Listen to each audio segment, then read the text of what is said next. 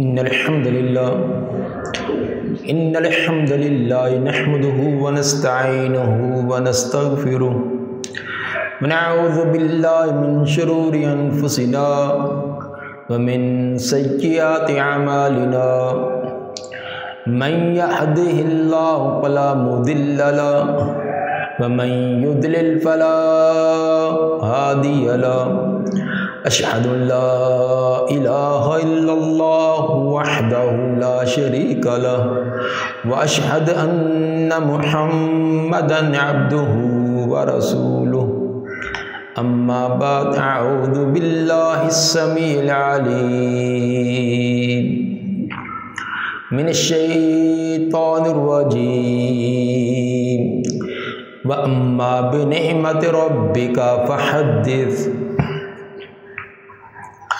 अहले इल्म का ये तरीक़ेकार चला आ रहा है कि किसी भी फ़न, किसी भी इल्म को शुरू करने से पहले तीन चीज़ों का जानना वो वाजिब करार देते हैं और एक चीज़ का सीखना और जानना इसको मुस्तहब के दर्जा में करार देते हैं। किसी फ़न को सीखने या पढ़ने से पहले जिन तीन चीज़ों का जानना लाजमी है उनमें से उस फ़न की तारीफ़, उसका मौजू और उसकी गर्ज़ो गायत है। और जिसको इस्तेहबाब के दर्जा में रखा जाता है वो उसको, उस फ़न को मुरत्तब और मुदव्वन करने वाले या उस किताब को मुदव्वन करने वाले के हालात ज़िंदगी होते हैं।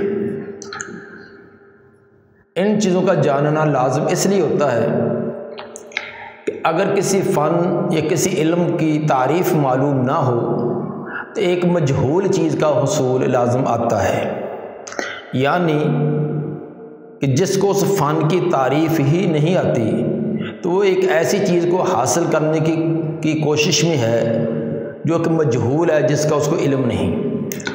और मजहूल चीज़ को हासिल करना ये अक्लमंदों का काम नहीं होता। दूसरी चीज़ उस फ़न का मौजू है। मौजू का मतलब ये पूरा का पूरा फ़न और इल्म, इसकी मरकज़ी चीज़ क्या होगी, ये तमाम की तमाम इसके अबहास, इसकी तमाम बहसें किस चीज़ के इर्द गिर्द घूमेंगी, चलेंगी। इसका जानना भी लाजमी होता है ताकि एक फ़न की मालूमात किसी दूसरे फ़न में इंसान तलाश ना करे। जब पता होगा कि इस फ़न की, इस इल्म की तमाम मालूमात का मरकज़ ये है तो वो अपनी मतलूब चीज़ उसी तरह की कुतुब और उसी तरह के और उसके अबवाब में तलाश करेगा। तीसरा होता है गर्ज़ व गायत। उस फ़न या इल्म हासिल करने की गर्ज़ व गायत क्या है कि उस फ़न को क्यों हासिल किया जा रहा है। अगर गर्ज़ व गायत मालूम ना हो तो फ़ेल अब से लाज़िम आता है, गोया कि एक बेकार किस्म का गैर मालूम और एक मजहूल काम के दरपे हैं जिसका नतीजा ही हमारे सामने नहीं है। इन तीनों चीज़ों को, ये तीन चीज़ें जिनका जानना वाजिब के दर्जा में और एक मुसन्नफ़ के हालात, इनको मुक़द्दिमातुल इल्म कहा जाता है। बाद उलमा ने कुछ और चीज़ों को भी शामिल किया है कि किसी फ़न या इल्म को सीखने से पहले उनका जानना अहम होता है और उनको रऊसे समानिया कहा जाता है। उनमें से पहली चीज़ उस फ़न की तारीफ़, नंबर 2 मौजू, नंबर 3 गर्ज़ व गायत और नंबर 4 वजह तस्मिया, उस फ़न का ये नाम क्यों रखा गया है।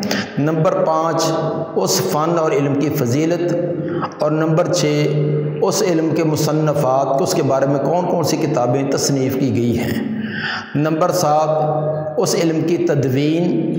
नंबर 8 दीगर उलूम में उस फ़न की हैसियत, मर्तबा और मुकाम। तो बाद अहले इल्म ने इन 8 चीज़ों का जानना भी अहम करार दिया है। हम इख्तिसार के पेश नज़र जो पहली तकसीम है, यानी 3 चीज़ों का जानना लाजमी और एक का जाना मुस्तहब, उन्हीं के बारे में बात करते हैं। चूँकि ہمارا موضوع وہ علم حدیث ہے، تو حدیث کی لغوی اور اصطلاحی تعریف ہم پہلے جانیں گے۔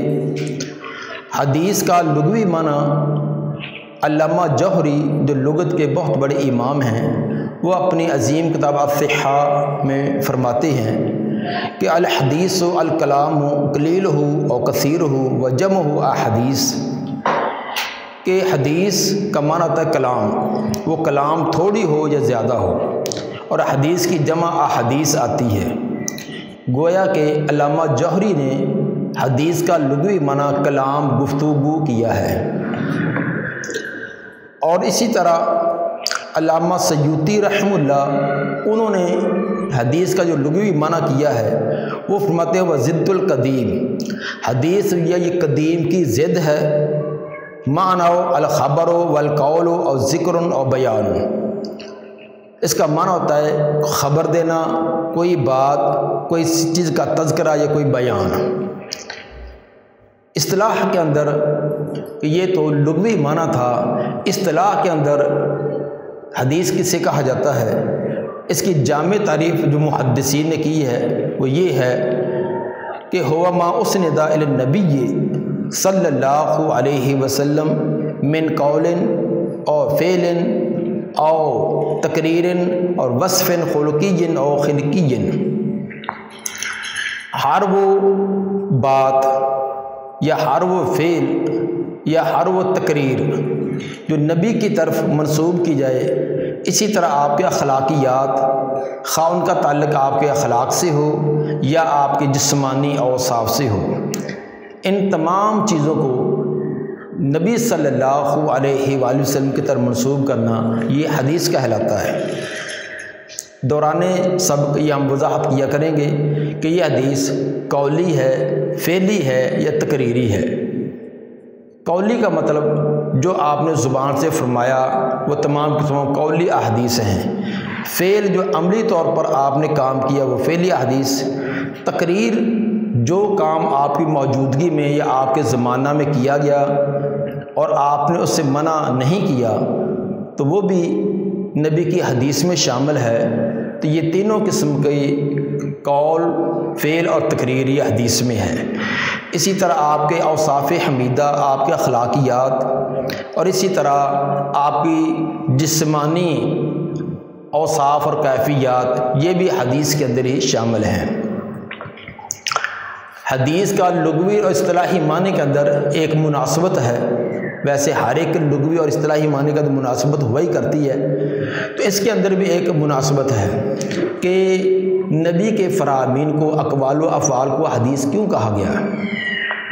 اس کا ایک تو حافظ بن حجر رحمہ اللہ نے فتح الباری کے اندر جو توجیہ بیان کی ہے وہ فرماتے ہیں کہ حدیث کا معنی ہوتا ہے جدید، تو چونکہ اللہ کے کلام قدیم ہے اور اللہ کے کلام کے مقابلہ میں نبی صلی اللہ علیہ وسلم کے فرامین یہ جدید ہیں، اس لیے آپ کے فرامین کو حدیث کہا گیا۔ اور یہی مفہوم علامہ سخاوی رحمہ اللہ نے بھی بیان کیا ہے فتح المغیث میں۔ علامہ شبیر احمد عثمانی رحمہ اللہ، انہوں نے بھی ایک بہت مفید توجیہ بیان کی ہے۔ وہ فرماتے ہیں کہ سورۃ الضحیٰ کے اندر اللہ نے 3 انعامات کا تذکرہ کیا ہے جو نبی صلی اللہ علیہ وآلہ وسلم پر کیے گئے، اور تینوں انعامات کے مقابلے میں اس کے شکریہ کا طریقہ بھی بیان کیا گیا ہے۔ ان انعامات میں سے پہلا تو یہ ہے کہ الم یجد کا یتیمن فآوا، کیا ہم نے آپ کو یتیم حالت میں نہ پایا تھا، پھر آپ کو ہم نے بہترین ٹھکانہ دیا۔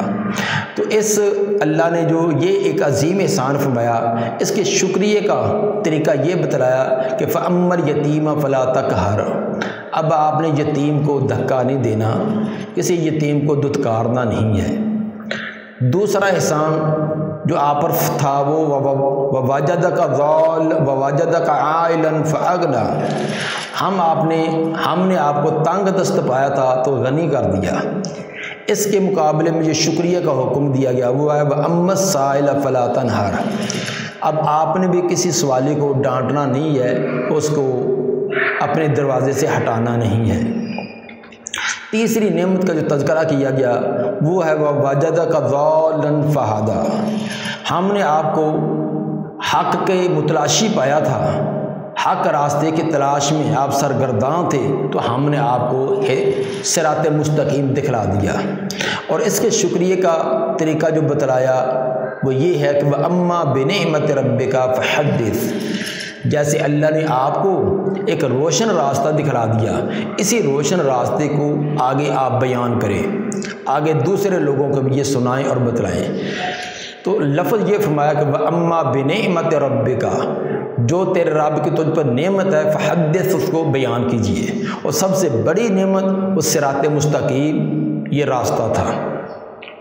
تو گویا کہ یہ آپ کو جو فرمایا گیا کہ جو اللہ نے نعمت آپ پر احسان کیا اس کو آگے بیان کریں، اور آپ نے قول سے، فعل سے، تقریر سے جو بھی کچھ آگے امت کو دیا یہ تمام کا تمام حدیث کہلایا، اس اعتبار سے اس کو حدیث کہا گیا۔ بعض نے اس حدیث جو صحیح مسلم میں آتی ہے کہ آپ نے فرمایا کہ حدث عنی ولا حرج، مجھ سے روایات، مجھ سے بات بیان کیا کرو، اس میں کوئی حرج نہیں۔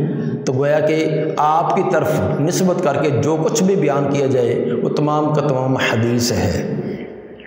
اس اعتبار سے آپ کے اقوال، افعال اور اسی طرح آپ کے سامنے جو کام کیے گئے ان تمام کو احادیث کہا جاتا ہے۔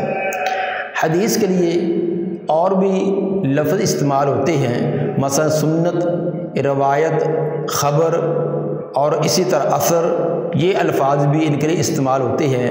اگرچہ بعض اہل علم نے اس کے اندر کچھ فرق بھی کیا ہے، لیکن یہ حدیث کے معنی میں یہ الفاظ کسی نہ کسی انداز میں استعمال ہوتے ہیں۔ دوسری چیز موضوع ہے۔ موضوع کا مطلب ہوتا ہے کہ ما یبحث فیہ عن عوارضہ ذاتیہ، کہ وہ شے جس کے ذریعے اس فن کے ذاتی عوارض سے بحث کی جائے۔ تو موضوع اس فن کی تمام بحث کا جو مرکزی عنوان ہوتا ہے، مرکزی چیز ہوتی ہے، وہ اس کا موضوع کہلاتا ہے۔ جس طرح نحو کے بارے میں کہا جاتا ہے کہ نحو کا موضوع الکلمۃ والکلام، کیا معنی؟ نحو کی جو بھی بحث ہوگی یا کلمے کے بارے میں یا کلام کے بارے میں۔ اسی طرح حدیث کا موضوع کیا ہے، اس کے بارے میں اہل علم کے دو قول ہیں۔ ایک تو انہوں نے یہ بیان کیا کہ رسول اللہ صلی اللہ علیہ وسلم کی ذات بحیثیت رسول، نبی صلی اللہ علیہ وسلم کی ذات مقدسہ بحیثیت رسول، یہ موضوع ہے حدیث کا، کہ تمام کی تمام حدیث کے اندر گفتگو وہ نبی کی ذات کے متعلقہ ہوگی، جو آپ نے فرمایا، جو آپ نے کیا، جو آپ کے سامنے کیا گیا، یہ سب کا سب احادیث ہے۔ اور دوسرا موضوع اس کا بیان کیا گیا ہے کہ رسول اللہ صلی اللہ علیہ وسلم کے اقوال، افعال اور تقریرات، یہ اس فن کا موضوع ہے۔ تیسری چیز وہ غرض و غایت، کہ اس فن کو حاصل کرنے کا مطلوب اور مقصود کیا ہوتا ہے۔ اس بارے میں اہل علم نے جو اس کے غرض و غایت بیان کی ہے وہ الاہتداء بہدی النبی صلی اللہ علیہ وسلم والفوز بسعادت الدارین، نبی صلی اللہ علیہ وسلم کی ہدایات کی رہنمائی پانا اور دنیا اور آخرت کی کامیابی حاصل کرنا۔ حدیث کو پڑھنے پڑھانے کا مقصود یہی ہوتا ہے کہ دنیا اور آخرت کی کامیابی حاصل کی جائے۔ یہ تین چیزیں تھیں جن کا جاننا لازمی ہوتا ہے۔ چوتھی چیز ہوتی ہے اس فن، اس علم یا اس کتاب کے جو مصنف ہوتا ہے، کیونکہ ہماری زیر بحث کتاب جس کے متعلق ہمارے دروس چلیں گے وہ الجامع الصحیح البخاری ہے۔ تو اس سلسلہ میں سب سے پہلے ہم امام بخاری رحمہ اللہ کے حالات زندگی انتہائی اختصار سے بیان کریں گے، تاکہ جن کی یہ عظیم محنت اور کوشش ہمارے سامنے ہے اور ہمارے لیے ہدایت کا ایک عظیم ذریعہ ہے، ان کے حالات جاننا، ان کے شب و روز جاننا یہ بھی لازمی ہے۔ تو آئندہ سے ہمارا یہ سلسلہ مبادیات کے بارے میں چلے گا۔ مبادیات میں پہلے امام بخاری کے حالات، پھر اس کے بارے میں ان کی عظیم کتاب الجامع الصحیح البخاری کے متعلقہ، اور ان کی تکمیل کے بعد پھر ہم جو حدیث صحیح البخاری حدیث کتاب ہے اس کی طرف ہم انشاءاللہ العزیز یہ اپنا دروس شروع کریں گے۔ اللہ تعالیٰ ہمیں توفیق عطا فرمائے۔